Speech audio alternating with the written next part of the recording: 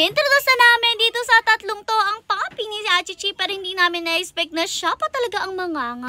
Hello Pack members! Welcome back to Husky Pack TV. For today's video, napansin namin na itong Junakis ni Achichi ay nakasilip nga dito sa ating mga ibang aspins na nasa labas at sa office area na naglalaro. Actually, basta andyan nga sila, lagi siya nakasilip. At alam nyo ba, etong papi na to natira sa atin dahil hindi na nga natin siya naipa-adopt at wala nang gustong mag-adopt sa kanya. Kaya naman ngayon, naisipan ni mother na pagtripan nga siya ng very light dahil parang gusto din naman niya makisali talaga dito sa iba nating mga aspins. Lumabas nga siya dito, kaso ang nangyari talaga pinagkaguluhan siya malalay. Ang sasakit pa naman ng mga yan dahil ng kuko nila. Naglilinis naman sa loob mga Kuya Sermer nyo nung time na to, tinutulungan si Kuya Edmar nyo, pero pinalabas siya para nga may mga nakabantay dito dahil nga may gagawin tayong experiment for today's video. Tinry na nga siya na palabasin dito, pero tingnan nyo naman hindi talaga siya pumayag dyan. Kaya naman binuhat na lang din siya ni mother, pero hirap rin talaga si mother dyan dahil sobra bigat naman daw ng batang iti. At ayun na nga, inilabas na siya ng tuluyan ni mother dito sa off-leash area at ang una lang umamoy sa kanya ay si Brindle at si Britney bago pa nga sumunod si Oreo. Hindi pa rin kasi talaga natin pwedeng biglain na ibaba lang siya dito, kaya naman buhat lang siya ni mother dyan at paunti-unti nga siyang ini-introduce dito sa tatlo. Nakabang naman sa Geddy si Kuya Sermer nyo, pati na rin nga si Kuya Jomar nyo kung sakasakali man nga na may mag-away dito sa ating mga aspins. Paamoy-amoy na nga lang rin muna dyan si Brindle, nahayaan naman siya ni mother para nga kahit papano makilala nila etong papi na iti. Kabado rin nga tayo dito dahil alam naman natin na talagang may pagkamaldita rin ang Brindle at Britney na. Kaya naman dahan-dahan si mother dyan, kanina nga nakatayo at ngayon umupo naman na siya at nasa ibabaw na nga yung dalawa, todo amoy. May isang umaamoy sa bibig, may isang umaamoy sa wet food. Pero alam niyo naman, normal yan sa mga aso. Talaga yung pagkikilala nila ay paamoy-amoy sa wet po. At haya naman, etong si Britney, yung mother naman niya ang inaamoy at kinukulit-kulit dyan. Habang busy nga sila pagkukulitan dyan, hindi na napansin ni mother na nakangab-ngab na pala etong batang to dito kay Oreo ng ilang beses. O diba ang expected yung mga malalaki ang ngangab-ngab dito sa paliit, pero siya pa pala yung kumagat dito kay Oreo, nakakaloka.